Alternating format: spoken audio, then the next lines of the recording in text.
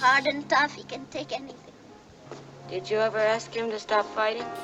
It's his whole life. Everything he's got. Then it's your whole life, too. That's right. I didn't marry a man, did I? I married a middleweight.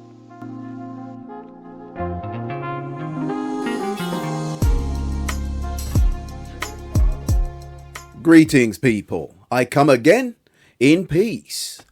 Just listen to Conor Benn's interview with Boxing King Media, where he explains why he jumped ship. And guess what? He said he did it for the kids and family. He said it's his job to give his kids a better life than he had. Then he caught himself and remembered he had a pretty good life too. Conor is using the old trope about family legacy, not realizing he already has that. His children's children's children are in no danger of starving. Unless some event horizon happens, or you manage your money like Floyd Mayweather, he had no worries.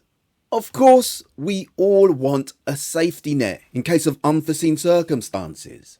But Conor is trying to sound like an ordinary bloke, a proletarian, a blue-collar worker. But he's more part of the bourgeoisie. Look, I like to see people make money, but don't act like you are struggling, drowning under all your millions, while there is millions of people in this country who have real job insecurities and anxieties about how they are going to feed their kids and pay the mortgage or the rent. So just stop it. Be honest. You jumped ship because you are greedy and put money before honor, reputation, and respect. Conor said he wants his kids not to want or need anything in their lives.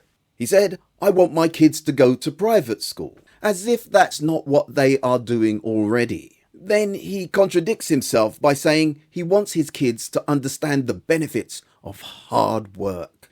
Well, they might understand the benefits of your hard work, but will they understand working hard themselves? I mean, if you don't want them to want for anything, how do they understand hard work?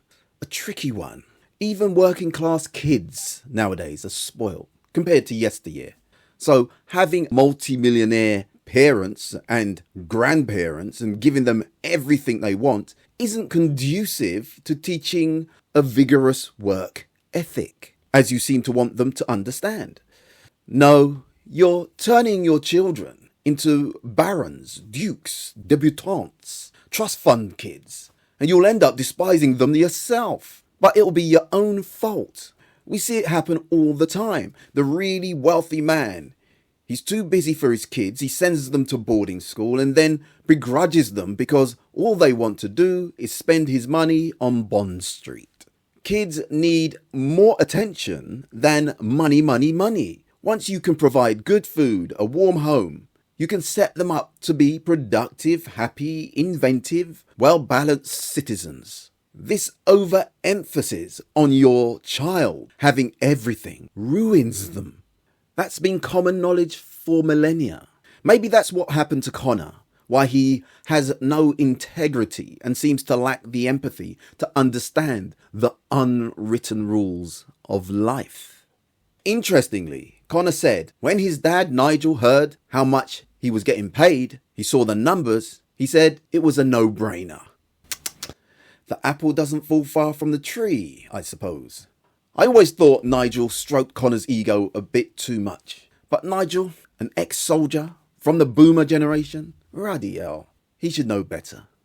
Anyway, I found it a bit weird that Conor said how much he loves Eddie and Matchroom and how much they've done for him.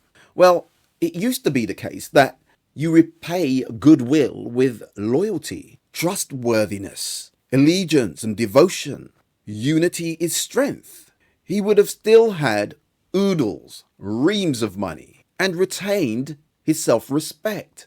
Instead, he sold himself to the highest bidder, a bitter rival no less, a competitor to your so-called friend, who you say you love so much.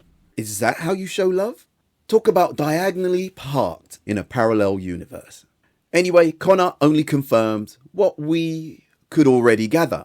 It was an unnecessary, covetous, avaricious, and selfish move disguised as a move to set up his family, who were already set and climbing higher in wealth and possibilities.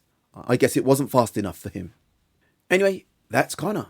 By the way, I heard Gareth A. Davis, he said he doesn't blame Conor. Well, maybe he's just scared that Conor will get in his face again. The wuss. Anyway, thanks for listening. Please subscribe if you like.